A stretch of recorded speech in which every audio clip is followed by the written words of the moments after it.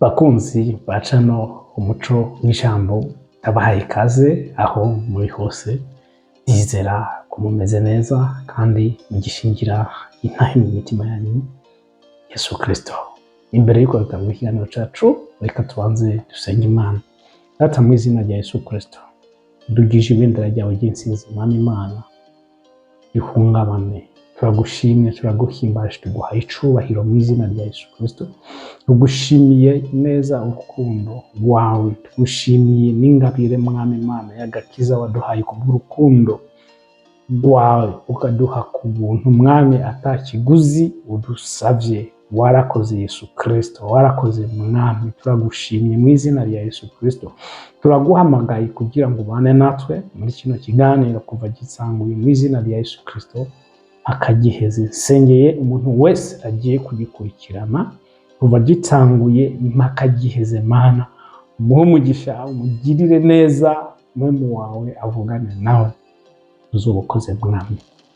Ndasaba ijuru Mwami kugira ngo iteramire uno murimo mu izina rya Yesu Kristo. Turagushimye, turaguhimbaje, tubisavye Imana mu izina rya Kristo Yesu, amen. Yesu nashimwe.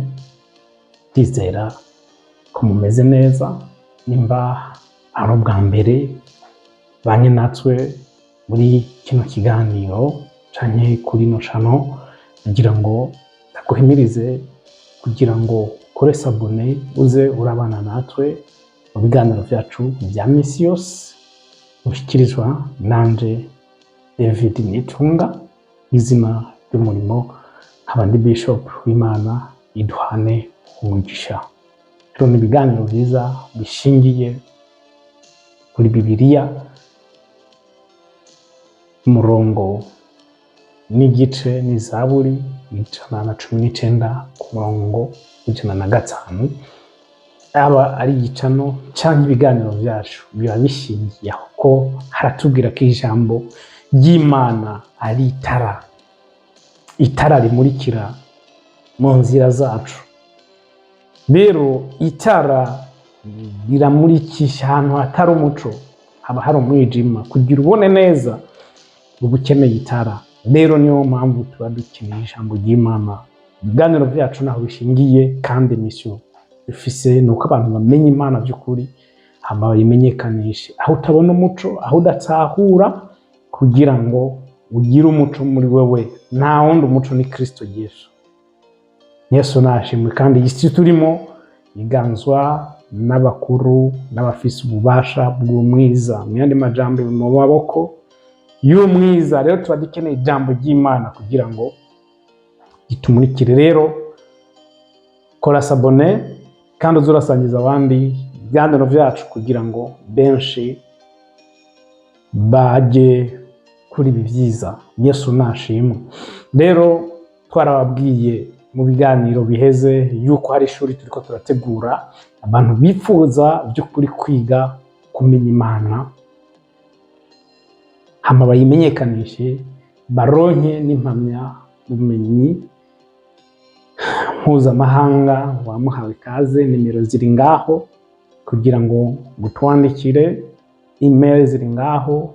Wumva akeneye kwiga by'ukuri ahawe ikaze, kuko ni ikigo kizokwigisha abanyeshuri mpuzamahanga baba bavuye mu mahanga atandukanye, ibihugu bitandukanye, imico n'intara zitandukanye. Yesu nashimwe. Rero murahawe ikaze, murahawe ikaze, murahawe ikaze. Ufise icubaza uratwandikira ngaho. Yesu nashimwe. Rero nshimiye abantu mwese mubandanya gukora sabone, abantu mwese mubandanya gutanga ibiganiro vyacu mu groupe murimo, ayo murongoye gupostinga ku mastati yanyu. Imana ibahe umugisha. Yesu nashimwe. Rero uyu munsi tugiye kwinjira mu kiganiro cacu ijambo hindura ubuzima bwawe. Yesu nashimwe. Abantu benshi baribaza ngo ni kubera iki dusenga ariko Imana ntitwishure. Yesu nashimwe. Abantu benshi iki kibazo baragifise. Mwarasenze iminsi myinshi, amezi menshi, imyaka myinshi, igihe kinini, ariko ntiwishurwe. Ibi bibazo abantu benshi barabifise, kandi nanjye hari amasengesho menshi nasenze ariko Imana ntiranyishura canke ntiyishure. Yesu nashimwe. Ariko nagira ngo ndakubwire yuko amasengesho yose usenga siko Imana yishura, n'amasezerano yose Imana igusezeranira siko yasohoza, kuko hari amasengesho usenga akazobamwo abagukomokako, canke amasezerano Imana iguha akazobamwo abagukomokako ariko atari wewe. Nuce wivuga canke wibaza ngo wiyumvire yuko Imana ibibeshe. No,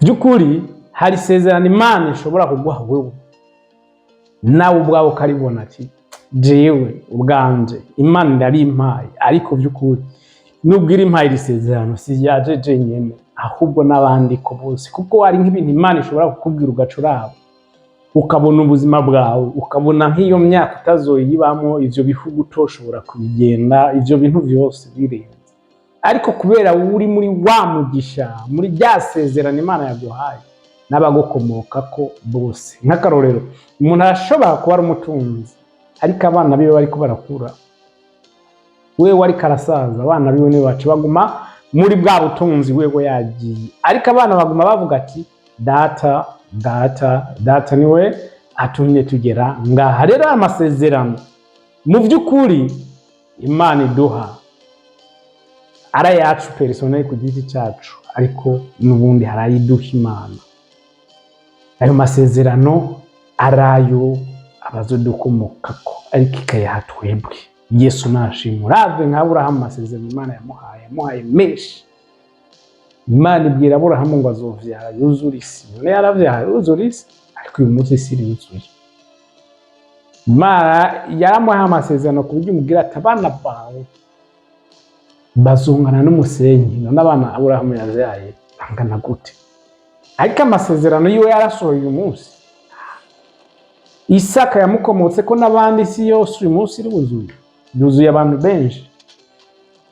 Yesu nashimwe. Rero amasezerano siko yose Imana yasohora kuri wewe, kandi amasengesho yose usenga siko Imana yose iciyakora uko nyene, kuko kenshi abantu bagenda gusenga ari byo bagiye gusaba Imana. Ndamaze kubura jesi ndabona umuntu n'umwe yisondesheje avuga ati Imana ni kubera ndagukunze uyu munsi ndisonzesheje, nemeye kwitanga indwi yose, nisonzeshe ndiko ndashima gusa. Ariko umuntu yafise ikibazo, ari mu ntege nke, ari muri ibi na biriya, ntihaca yuka reka nisonzeshe. Yesu nashimwe. Rero mu by'ukuri iyo ubona amasezerano adasohora, ubanze wibaze wiyumvire, kuko rimwe na rimwe hari igihe dusenga tukaja gusaba Imana, ibyo dusaba, ibyo turiko turasaba nta bwenge turiko turabishiramo, ata bwenge burimo, ari ibintu by'ubupfapfa gusa. Ndakubwiza ukuri, kandi Imana imaze kubona ivyo bintu ata bwenge buri birimo, Imana ntishobora kubitanga, kubiguha, kwemera kuyibamo.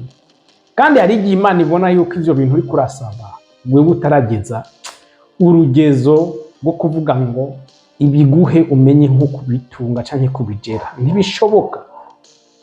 Nk'ubu Imana ntishobora kuguha indege canke iguha imodoka, ngizi neza ko utazi no gutwara iyo modoka. Woca umbwira ngo oya ngo harabazi zifise kweli. Hari umuntu agira imodoka atazi kwitwara, agahamagara umuntu ayimutwarire, agatunga umuntu pe, umushoferi. Ariko mu by'ukuri amasengesho baza abo bantu ukuntu baba bararoshe izo modoka, nimba ugomba gusengera imodoka ni byiza kugenda kuyiga, ni byiza kurondera perimi, ni byiza gufata intambwe zose kuko Imana ni y'urutonde. Hari amasengesho amwe Imana itumva. Hari indirimbo y'umuntu yitwa Anastasia Meno muri Kenya, yararirimbye ngo ombea adui yako waishi kwa siku nyingi, ila unapobarikiwa wajionee kwa macho. Mu by'ukuri nk'ayo masengesho ugiye kuyasenga Imana ntishobora kuyumva. Kubera iki? Kuko uri kurasenga kugira Imana iguhezagire, kandi uri kurasengera mugenzi wawe hajya Imana imurinde, imuzigame ntagire ikibazo na kimwe, mpaka Imana iguhaye umugisha, ifunguye imiryango, iguhinduriye ubuzima. Ariko kugira ngo Imana ayo masengesho uri kuyasenga kugira ngo uze ugende kumwiyemera, kumudurira, kumucurira, kumwereka kumwishima, urabona ibi nibi, abaye ari umuntu yaguhemukiye cyangwa yakugiriye nabi, yagutarukirije k'amazi, weho ahubwo namugonga kugira umwereke narasenze, Imana yaranyumviye, waruzi yuko je ntazotunga, waruzi yuko je ntazoronka imodoka, raba mfise nziza, je ndanakurenze, narakubwiye ko senga Imana kandi Imana izontabara, Imana izongirira neza, wabibonye ibintu mwene ibi. Ariko mu by'ukuri nitwibuke ijambo Yesu yavuze ngo musengere abansi banyu, uhezagire ababavuma.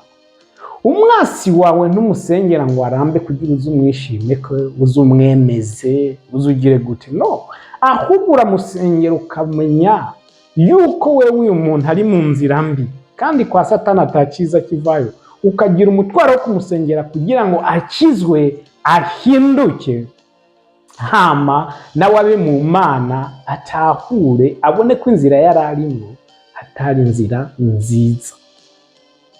Kuko burya umuntu atarakizwa, Pawulo niwe yaciye avuga neza ngo natwe tutarakizwa twari turi babi tutarakizwa. Yesu nashima umuntu atarakizwa bari umuntu mubi, nawe wakijijwe, nawe wateye imbere, winjiye mu masezerano, utarakizwa wari umuntu mubi, ariko kubw'urukundo Imana yadukunze ikiduha agakiza ku busa, uyu munsi tukitwa abahigwe muri Kristo Yesu. Nicyo cyonyine cyadukijije. Rero niyo mpamvu umwasi wawe udategerezwa kumusengera ngo abeho iminsi myinshi kugira uzugende kumudurira, ahubwo umusengere, Imana imuhe agakiza. Ibuka Stefano bamuteye amabuye, yaravuze ngo Mana Data bababarire ntibazi ico bakora. Na Yesu ku musaraba niko yavuze ati Mana bababarire ntibazi ico bakora. Yesu nashimwe, Yesu nashimwe. Rero umwasi wawe si uwo gupfa, no, si uwo kugenda kwiyemera ko ngo kubera Imana yagutabaye, oya, ahubwo umwasi umusengera ukanamuhezagira kugira abone ivyo ariko arakora kari bibi, kuko muri iki gihe ntaba ari we, aba hari izindi mpemu zimurimo ziriko ziramukoresha. Niyo mpamvu Bibiliya ivuga ngo umwasi wawe niyasonza uzumuha ibyo kurya, niyanyotegwa uzumuha amazi yo kunywa, ngo kuko uzumukoreye ikarajyaka ngaha ku mutwe, azoguma yaza kubera iki umuntu meze gute, ndamugirira nabi baguma angirira neza. Yesu nashimwe. Rero turakeneye kugira ubwenge mu buzima bwacu, ukuntu dusenga, ivyo tuvuga, ivyo dukora, turakeneye ubwenge. Impamvu tutishugwa mu masengesho menshi dusenga n'ibindi nuko atabwenge dushiramo, tugaca dusaba nabi. Ahatari ubwenge haba hari ubujuju. Rero Bibiliya igacivuga ngo abantu banje bishwe no kutamenya, iyindi ngo no kutagira ubwenge. Ariko abantu b'Imana bishwe no kutamenya. Rero umaze kugira ubwenge ntushobora gupfa, kuko ubwo bwenge ufise burakwereka yuko iyi nzira urimo ari mbi, hama bukugarure. Yesu nashimwe. Rero wowe ntumere nkabo, ahubwo saba ubwenge. Ubwenge burahari. Yakobo yaciye avuga neza ngo ubuze ubwenge nabusabe. Saba ubwenge. Amasengesho usenga menshi nta bwenge buba burimo. Niyo mpamvu tutishugwa. Ikindi ugasanga turiko turasabana ibyaha byacu. Ijambo ry'Imana no muri icyo rivuga muri Yohana 9, kuko nzi neza ko Imana itumva abanyabyaha, ariko abakora iby'Imana igomba. Rero mu by'ukuri biragoye ko Imana iza kumva amasengesho yawe mu gihe uri umunyabyaha, kuko amasengesho yawe aca ahinduka nk'induru mu matwi y'Imana. Soma Bibiliya yawe. Ariko mu gihe udafise umurezi mu mutima wawe, umuntu akurega, mu gihe umucamanza abona yuko mu mutima wawe harimo amaraso ya Yesu Kristo wejeje, amasengesho yawe agenda direct nk'imibavu. Umunsi umwe Imana yigeze kunyereka amasengesho ukuntu aba ameze. Bijya bintu abantu bavuga ngo amasengesho ushobora gusenga kumva ko atarenze no kuri plafond. Nivyo bijya bintu nivyo. Kadusabe ubwenge.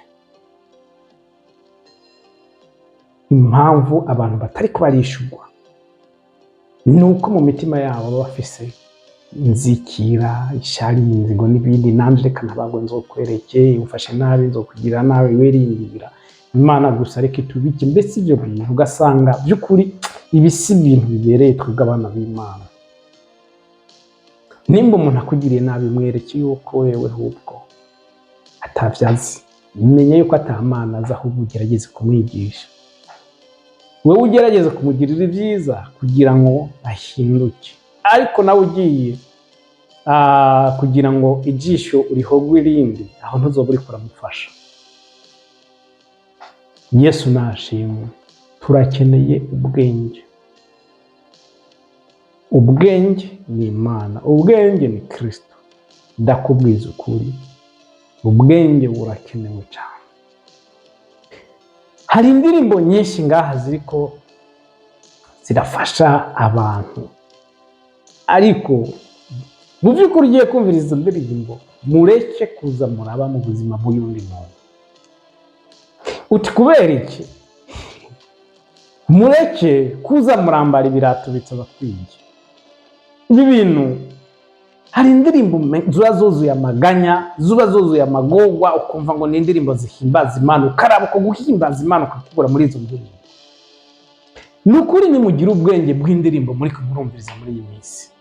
Satani ariko arakoresha abantu benshi mu buryo bwinshi mu ndirimbo, muri binabiri yariko arakora.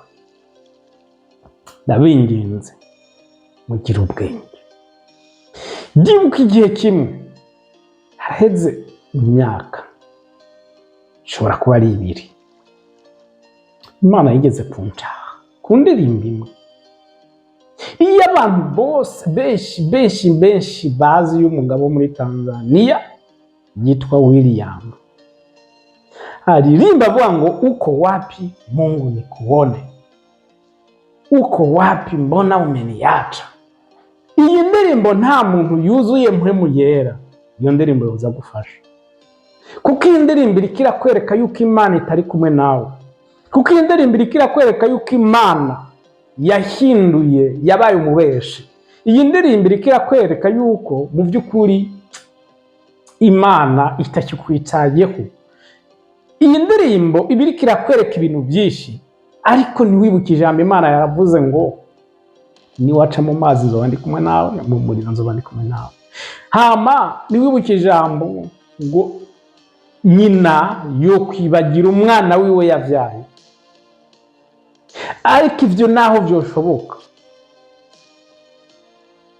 Imana yo idashobora kukwibagira.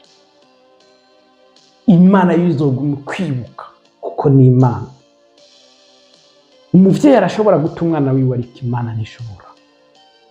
Imana ishobora kukwibagira habe n'isegonda na rimwe. Niyo mpamvu kiri muzima uyu munsi, niyo mpamvu kiri muzima. Ariko ugasanga abakristo benshi bari muri izo ndirimbo ko barazumviriza ngo bafashijwe, akayumviriza akanayisubiza inyuma akanayisubiza.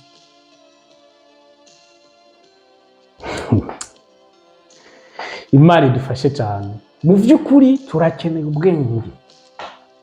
Imana guha ubwenge mu buzima bwawe, mu byo uraba, mu byo wumviriza, uko ubayeho, mu byo uvuga byose. Imana iguha ubwenge, kuko Imana niyaguha ubwenge yakubwiza ukuri uzotahura, uzobona ibintu uko abandi batabibona, uko sosiyete ibona ibintu wese kuzobibona, uko amadini abona ibintu wese kuzobibona, kuko ufise ubwenge. Kandi ubwenge buva ku Mana. Ubwenge turiko turavuga si ubwo bumenyi, kuko ubumenyi n'ubwenge biratandukanye. Ubwenge buva ku Mana, ubumenyi buva mu ishuri. Kuko abo baduha ubumenyi ubazanye mu vy'Imana ati nimuze mwigisha ivy'Imana canke mutubwire ivy'Imana, birabananira. Barafise ubumenyi mw'ivyo vy'isi n'ibindi nivyo, ariko mu vy'Imana ubwenge ntabwo. Yesu nashimye, musabe ubwenge mu bintu byose mukora. Ndabinginze musabe ubwenge. Ubwenge nibwo butunzi bukomeye. Ni waba ufise ubwenge, abantu bazohaguruka baza kukurondera bagushaka, bavuga ati hajya turaza umuntu afise ubwenge, umunyabwenge, ibyo avuga n'ibyo akora n'umunyabwenge kabisa.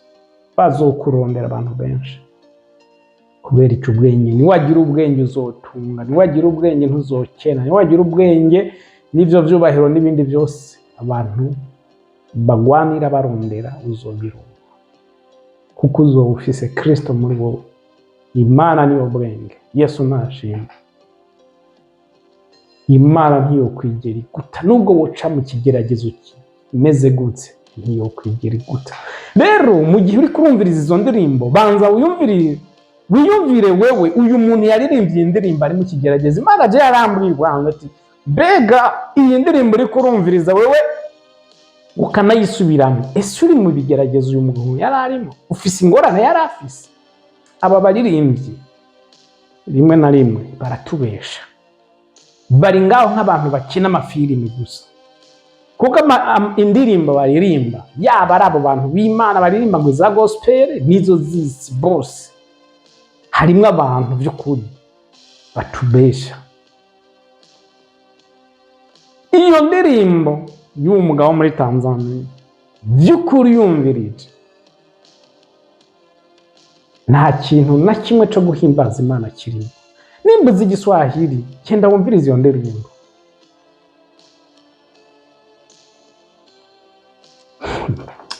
Imana idufashe cyane.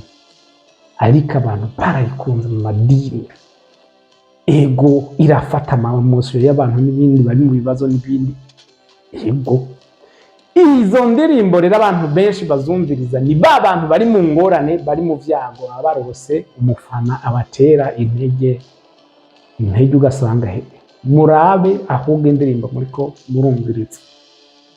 Indirimbo uriko urumviriza uyu munsi ubona iguma igaruka muri wewe, uguma ukunda iyo ndirimbo, ugenda uyirabe, nibwo buzima urimo. Nimba by'ukuri uriko urumviriza indirimbo ziha Imana icubahiro, zivuga Imana no gukomera kwayo, yakubwiza ukuri uri mu mavuta.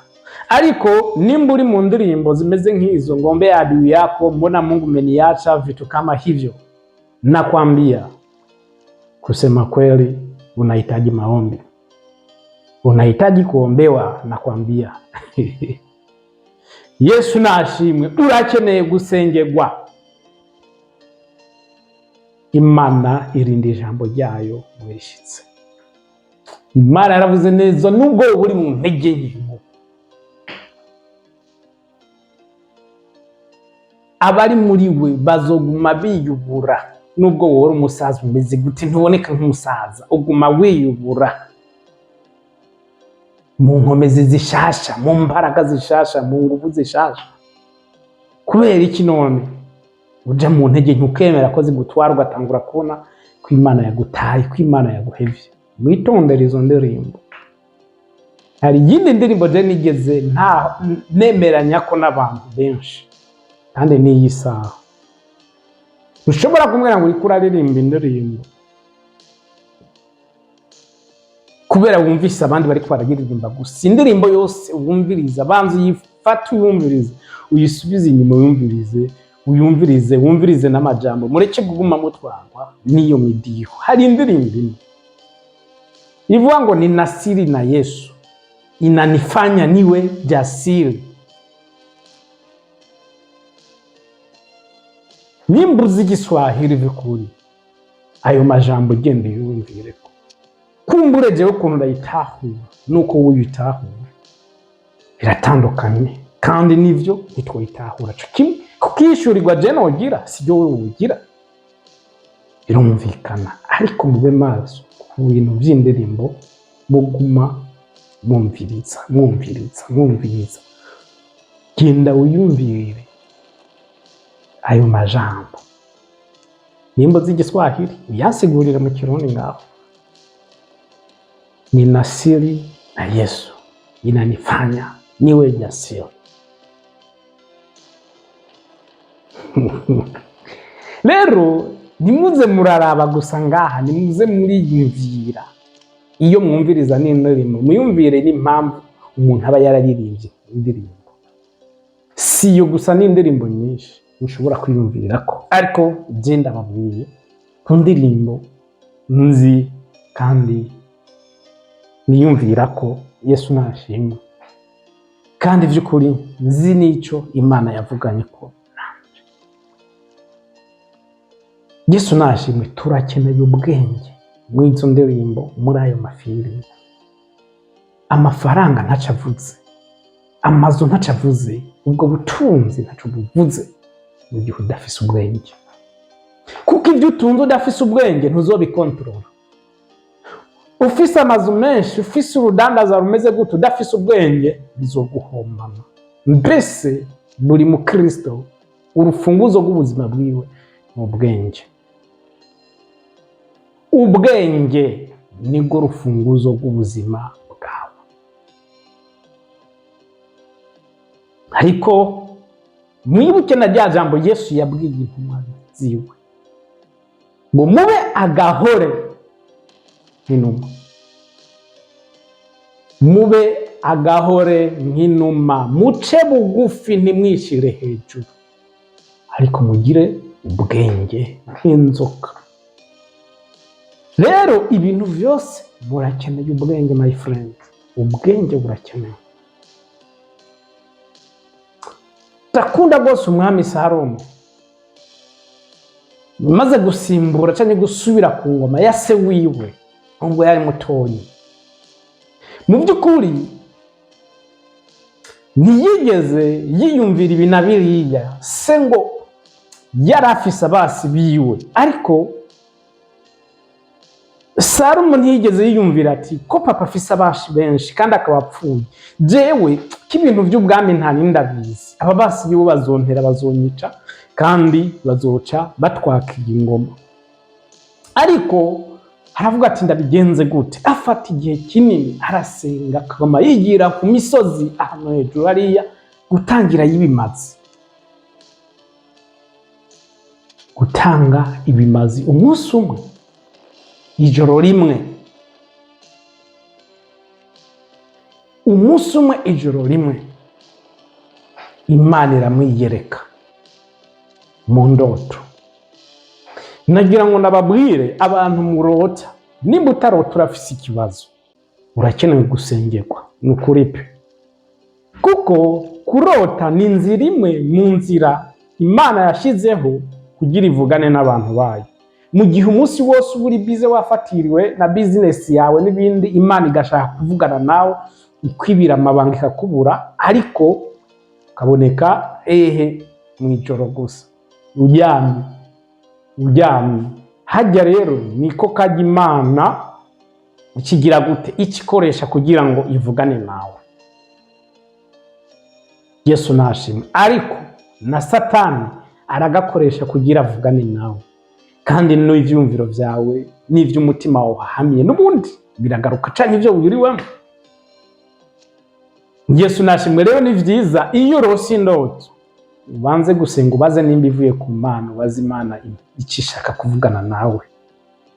Kandi ivuye kuri Satani ubaze Imana n'ubundi nimba indirimbo nimba iyi ndoto ivuye kuri Satani ndabigenze gute, niki ukamenya amabanga yishisha inyuma y'ivyo, hama ugacaha ugakemera abazimu. Yesu nashimwe. Ivyumviro vyiwawe, irari n'ibindi vyiwawe, izo ndoto ziroroshe no kuzimenya. Yesu nashimwe. Rero indoto zifise akamaro kanini mu buzima bwacu, nubwo bamwe bazitesha agaciro. Imana iramugenderera. Imana igenderera Salomo. Yesu nashimwe. Reka dusome Bibiliya kugira ngo twumve ano majambo.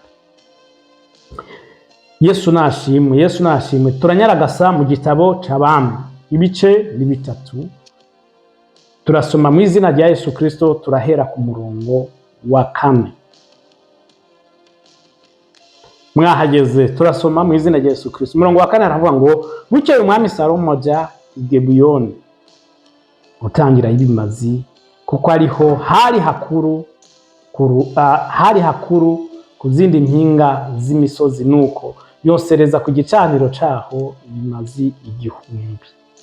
Salomo yakunda kugenda gutangira ibimazi vyiwe ku misozi, ahantu harehare canke ahantu hakuru, ahantu hitanguye. Rero yarari i Gibeyoni gutangira ibimazi kuri uwo musozi. Yesu nashimwe. Aragenda aratanga ibimazi, araheza. Yatanze ibimazi bingahe? 1000. Arabitanga, araheza. Maze kubitanga, ikintu cabaye ni iki? Yarasubiye aho yarari canke aho yarara akiri ngaho yatangiye ibimazi. Umurongo wa 5, kandi Salomo akiri Gibeyoni, Uhoraho amwiyerekera mu nzozi mw'ijoro, nuko Imana iramubarira ati, nsaba ico ugomba ndakiguha. Akiri ngaho Imana yaciye imwiyereka mu ndoto, imuha guhitamwo gusaba ico yifuza cyose, kandi Imana iramubwira ati, ndakiguha. Saba ico ushaka cyose, ico wifuza cyose ndakiguha. Reka tumve Salomo niki yaciye asaba. Mbe yasavye amayetaje, yasavye amazu, yasavye amafaranga, yasavye abasi biwe ko bapfa, yasavye yuko Imana imuha amafaranga n'ubutunzi agende kwishima ku bansi biwe? No. 6, Salomo arishura ati, wagiriye neza cyane data umusavyi wawe Dawidi, kuko yagendera imbere yawe mu vy'ukuri no mu vyo kugororoka, agutunganiye mu mutima wiwe, kandi ukaba waramugereye kuzomuragira, kandi ukaba waramugerereye kuzomuragirira neza cyane. Reka subiremo ahantu. Kandi ukaba waramugerereye kuzomugirira neza cyane, nk'uko ukamuha umwana we wo kumusubirira ku ngoma, nuko biruyu munsi. Imana yagiriye neza Dawidi nawe acagenda mu buzima bwo kuba agororokeye Imana. Kandi Imana imugira neza suko gusa ikimuha n'umuntu azomusubirira ku ngoma, ariko Salomo ariko abivuga ngo nk'uko biri uyu munsi, akaba ari Salomo yamusubiriye. Yesu nashimwe. Rero Salomo mu kwishura Imana yabanije kwibutsa Imana se wiwe ari we n'ukuntu yakoranye n'Imana. Mu yandi majambo ati, ndazi uko wabanye na data, ndazi uko wakoranye na papa, rero uyu munsi nanje ivyo nivyo nipfuza. Umviriza umurongo w'indi ukuntu haca havuga, nuko none uhoraho mana yanje, jewe umusavyi wawe wanyimitse mu gisagara, wanyimitse mu gishingo ca data Dawidi, naho nkiri umwana muto, sinzi iyo bija niyo biva. Yesu nashimwe. Salomo acabwira Imana ati, jewe umusavyi wawe wasimbuje, washize mu gishingo ca papa, nubwo nkiri umwana mutoya, kandi sinzi ibi bintu iyo bija niyo biva, ivyo kuba umwami, kuko papa ntiyigeze abinyigisha, papa ntiyanyeretse ukuntu bizokorwa, papa ntiyambwiye ngo nzotangura gutwara iki gihe, no, papa nta mwanya yigeze ambwira ngo ararose kugira ntasigurire ukuntu nobikora, no. Nubwo nkiri umwana muto, aravuga ati ndakana gato jewe sinzi iyo biva niyo bija. Yesu nashimwe. Sinzi iyo biva niyo bija, nta na kimwe nzi muri ivyo, ariko araganiriza Imana, ariko arabwira Imana. Umurongo w'umunani, kandi jewe umusavyi wawe ndi hagati mu bantu bawe watoranije, ihanga rihambaye ritoharurika canke ngo rimenwe n'ubwishi bwayo. Ahantu ndi, ahantu wantoranirije jewe, wampaye kugaba canke kurongora abantu benshi, ntashobora kumenya igitigiri cabo, ntashobora kumenya ukuntu bangana, nta muntu yobaharura. Muri aba bantu benshi wampaye harimwo abakuru, harimwo abanduta, bandusha imyaka kuko je ndacari muto. Muri aba harimwo abantu bafise amafaranga, harimwo abantu bize, harimwo abantu bazi ubwenge, harimwo abantu bakomeye, harimwo n'abahambaye, hari n'abantu bazi amakuru menshi kuri iki gihugu kundusha, harimwo abantu benshi, ariko je ndacari muto. Umurongo w'icenda, none rero jewe umusavyi wawe numwe umutima w'ubwenge, shobore gucira abantu bawe imanza, menye gutandukanya ikibi n'iciza. None ninde yoshobora gucira imanza ibihanga byawe bihambaye? Urumva ikintu yasabye Imana? Yesu nashimwe. Urumva ikintu yasabye Imana? Imana yamubwiye ati nsaba ikintu cyose ukeneye ndakiguha. Amubwira ati jewe bitewe n'ubu bantu ubwishi bwawe, kandi vy'ukuri nta muntu n'umwe afise yobacira imanza. Ibi bintu nanje mwabishizemo canke wabishizemo Mana, wabimpaye vy'ukuri ndabishima, ariko ndabona sino bishobora jenyene. Ndakwinginze umpe ikintu nafise, ico nsavye n'umutima w'ubwenge. Ibanze kweri gusaba umutima w'ubwenge, akamenya ikibi n'iciza, akitondera amabwiriza y'Imana, akagendera mu kugororoka k'ivyo ibintu yasavye Imana. Ntiyigeze asaba Imana amafaranga, ntiyasavye Imana icubahiro, ntiyasavye Imana amamodoka meza, ntiyasavye Imana amazu meza, ntiyasavye Imana ko n'abansi biwe bapfa, no. Kandi yaza kubisaba Imana yari kubimuha, kuko Imana yarirahiriye mubwira ati saba ico ushaka cose ndakiguha, kandi Imana irinde ijambo ryayo kugira ngo rishitse. Yesu nashimwe. Umurongo w'icumi, Salomo akimara gusaba umutima w'ubwenge ngo ashobore gucira abantu b'Imana canke ubwoko bw'Imana imanza nziza ziroranye, atagunga abandi, atabesha abandi, atagirira n'abandi, kandi agasaba n'ubwenge bwo kumenya iciza n'ikibi. Wumva ukuntu Imana yamunezerwa. Hari igihe ukora ikintu, Imana ikakunezerwa. Hari igihe uvuga ijambo, hari igihe uvuga ibintu, Imana ikakunezerwa. Yesu nashimwe. Hari igihe Imana ikubona uriko urakoresha ubwenge Imana yaguhaye, ikakunezererwa cane, ikakwishimira, ikanezerwa, ikavuga ati nguyu umwana wanje nkunda kandi akampimbara. Yesu nashimwe. Wumva umurongo w'icumi, Salomo akimara gusaba ubwenge, umurongo w'icumi haca havuga ngo maze binezereza uhoraho yuko Salomo asavye ivyo. Uhoraho yaciye anezerwa kubona Salomo nubwo akiri muto adahamiye amaronko, nubwo Salomo akiri muto adahamiye ivyubahiro, adahamiye yuko abansi base canke biwe bapfa, adahamiye mbese ivyo bintu vyose.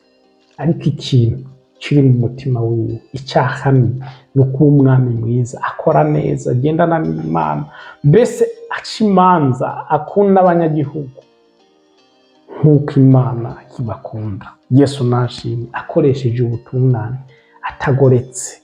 Yesu nashimwe, Imana ishimwe cyane. Ngivyo ibintu vyaciye binezera Imana. Imana ikiranezerwa, Imana iranezererwa cyane. Ibintu Salomo yasavye vyaciye binezereza Imana, kandi Imana nayo icimuha na bonus. Hari igihe Imana iduha bonus mu buzima bwacu. Rya jambo mwumva ngo murondere uhoraho, kubisigaye bizoba inyongera, nivyo vyaciye biba ngaha kuri Salomo. Salomo yariko ararondera Imana kugira ngo agire ubwenge gusa, ariko Imana iramubwira ati no, ndaguha ubwenge ariko n'inyongera ndayiguha utasavye. Niba ugiye kugura ibintu inyongezo ntibirigura urayisaba, barayiguha. Yesu nashimwe. Rero Imana yambwira ati sawa, ivyo usavye ndabiguha ariko n'inyongera ndaziguha.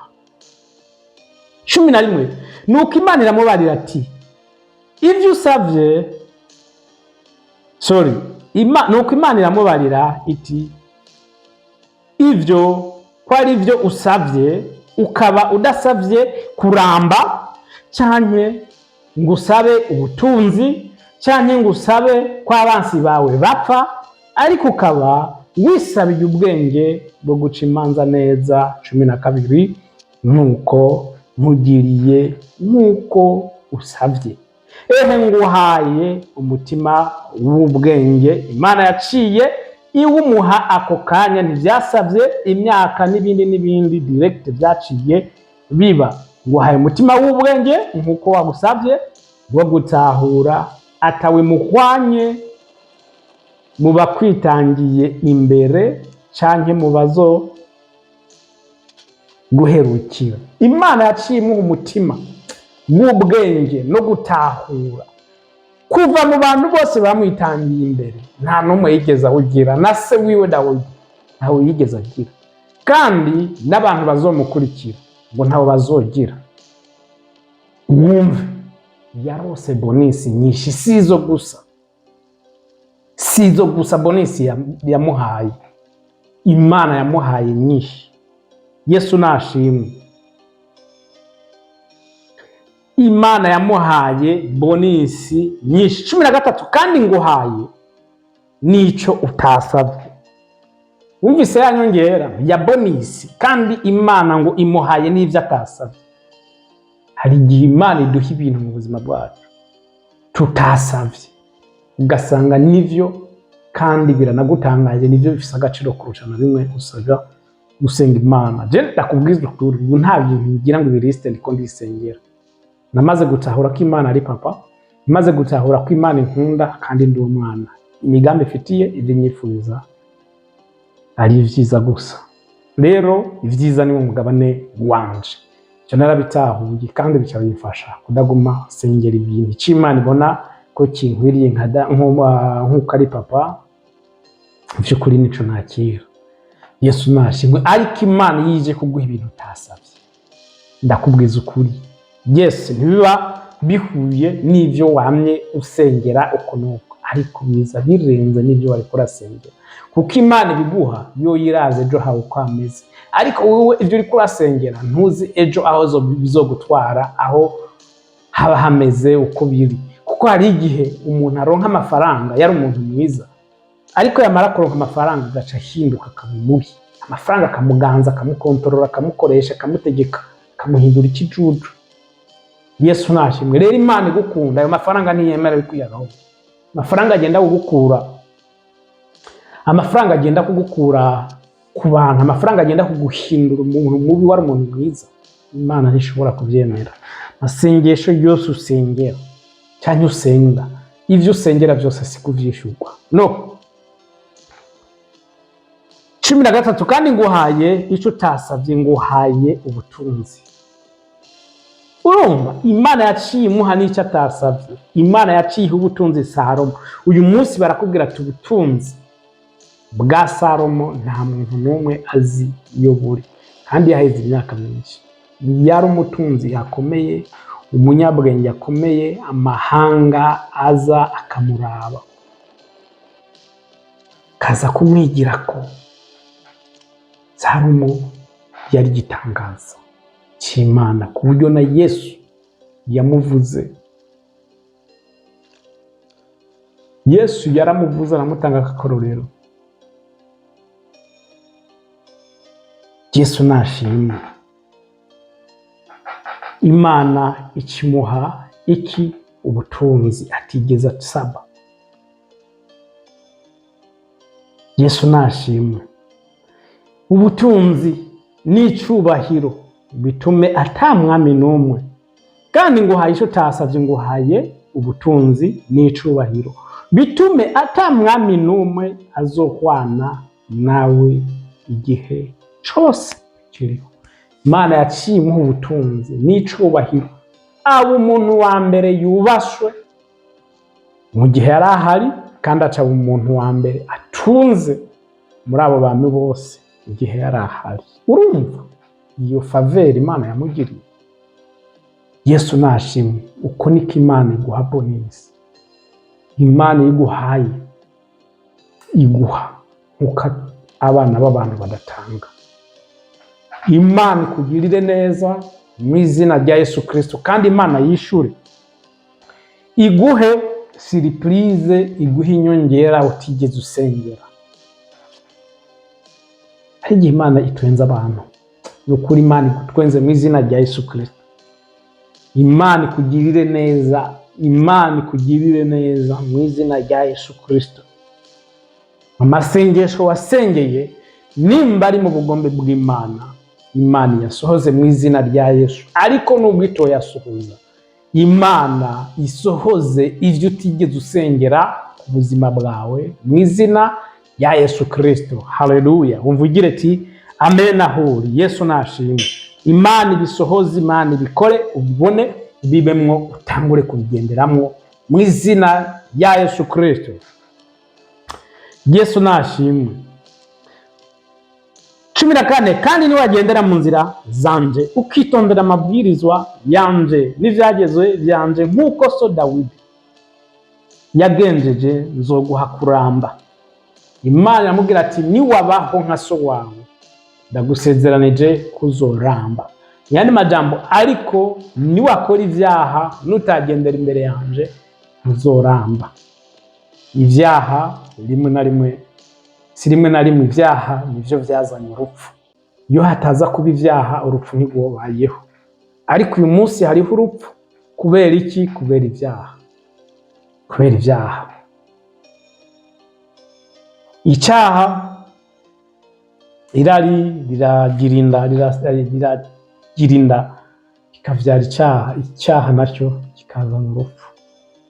Nuko bimeze my friends. Rero niyo mpamvu abantu bose bambaye umubiri bakwiye kwitegura, bamenye yuko umubiri utegerezwa gupfa, kiretse Imana ikugiriye amahirwe ukaba nka Enoki na Eliya. 15 maze Salomo aribambura, mu yandi majambo aravyuka, amenya ko ari inzozi, maze aje i Yerusalemu, ahagarara imbere y'isanduku y'isezerano ry'Uhoraho, ahonsereza ibimazi, ahatangira n'ibimazi vyinshi, atumira abantu biwe bose amazimano. Salomo akiri kararota yaciye avyuka, acaramenya ko nariko ndarota. Ubwo nyene ariko yaciye amenya ko Imana ivuganye nawe, Imana ikoze. Ubwo nyene acavuga ati reka ngende gutanga ikimazi ku Mana. yenda gutanga ibimazi vyinshi i Yerusalemu, hama acaha abantu biwe amazimana ati muriye ubandanije usoma ngaha Yesu nashimwe uraza kubona ukuntu Salomo yaciye atangura gukora akoresheje ubwenge, ukuntu yaciye atangura guca imanza akoresha ubwenge, kuko ubwenge bwaciye buja muri we, bwaciye buba active, butangura gukora. Yesu nashimwe yaciye atangura gukora, Imana itangura kumukoresha ibimenyetso n'ibitangaza, ibintu vyinshi. Abantu benshi baraza bavuye mu bihugu bitandukanye mpaka no ngaha muri Afrika, Ethiopia n'ahandi, baragenda agiye kuraba nde, agiye kuraba Salomo kuva muri Ethiopia, agiye kuraba uyu mwami n'umunyabwenge. Nimba ukeneye ubutunzi buramba, ukeneye ubwenge, nubwo wogira ama business angana gute, nubwo wokora ibintu bingana gute, nubwo wogira amazu menshi, ndakubwiza ukuri udafise ubwenge ntaco vyo kumarira. Uti kubera iki? None wo control ivyo bintu gute atabwenge ufise? Tubikontrol. Turakeneye ubwenge. Ubwenge ni bwo rufunguzo, ubutunzi buzizana ahari ubwenge, abantu ubutunzi buri mu Kristo wese. Nimba ubona ivyo uri kurakora bitagenda neza, ishara uyumvire, ubaze Imana iguha ubwenge muri iyo business ahantu hatameze neza. Hama niwamara kuhabona twatunganya, niwamara kubona ahantu hatameze neza watunganya. Ariko urakeneye ubwenge muri business yawe, mu buzima bwawe, mu mashuri yawe, mu bindi byose. Ubwenge ni Kristo Yesu, hamwe wewe na Kristo muri kumwe byose birashoboka, kuko yaba ari mu mazi, yaba ari mu muriro, yaba ari hehe, ibintu byose bidashoboka uri kumwe na Kristo, amazi yayatambukirako, umuriro urawucamo, byose hamwe na Kristo Yesu birashoboka. Imana iguhe umugisha. Yesu nashimwe. Tugeze muri kakanya keza k'umuntu keneye kwakira Yesu Kristo umwami n'umukiza mu buzima bwiwe. Biroroshe, nta na kimwe bigusaba, nta mafaranga, ni kwa gusa Yesu yamenye amaraso yiwe yarishe igiciro gikomeye kugira ngo turonke agakiza. No kumwizera, wizere ko ari umwana w'Imana, watuza akanwa kawe hama ukizwe. Yesu nashimwe.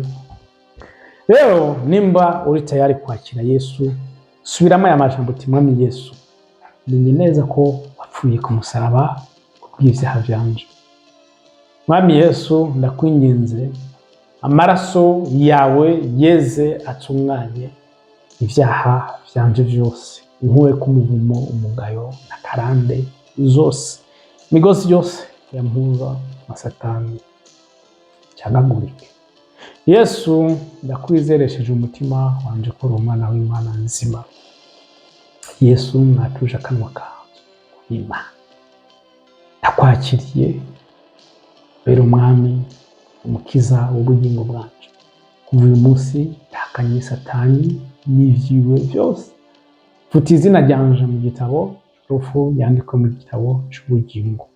Urakoze mwami, ugiriye neza, urakoze kubohora, urakoze kumbaye ubugingo, urakoze kungabiriye agakiza umpaye mu izina rya Yesu. Imana iguhe umugisha nshuti mukundwa, wasubiyemo amajambo akubwiza ukuri, nubwo upfa kano kanya woja mu ijuru, kuko ijambo ry'Imana riravuga ngo uwufise uwo mwana afise ubugingo. Mu ijuru hari impundu, mu ijuru hari umunezero mwinshi udasanzwe ku bwawe kuba wahisemo kwakira Yesu. Imana guhe umugisha. Urakeneye aho usengera, urakeneye kubatizwa mu mazi menshi, urakeneye eglise y'impwemu yizera Yesu Kristo umwami n'umukiza, kandi yizera umubatizo Imana Data, Imana Mana, Imana Mpwemu Yera. Hama wifuze kudugufasha aho usengera, kubatizwa n'ibindi, ushobora kutwandikira ngaho, hari nimero zacu, email iriho, twandikire mutuvugishe. Yesu nashimwe. ahubwo buri turashobora kugufasha. Yesu nashimwe. Rero ufite ikibazo icyo ari cyo cyose uba uhawe haze. Rero Imana ibaha umugisha mwese mu izina rya Yesu Kristo. Ikiganiro cyacu cy'uyu munsi, ijambo rihindura ubuzima bwawe. Yizera neza ko hari byinshi Imana ivuganye nawe, yizera yuko hari byinshi Imana ikwigishije.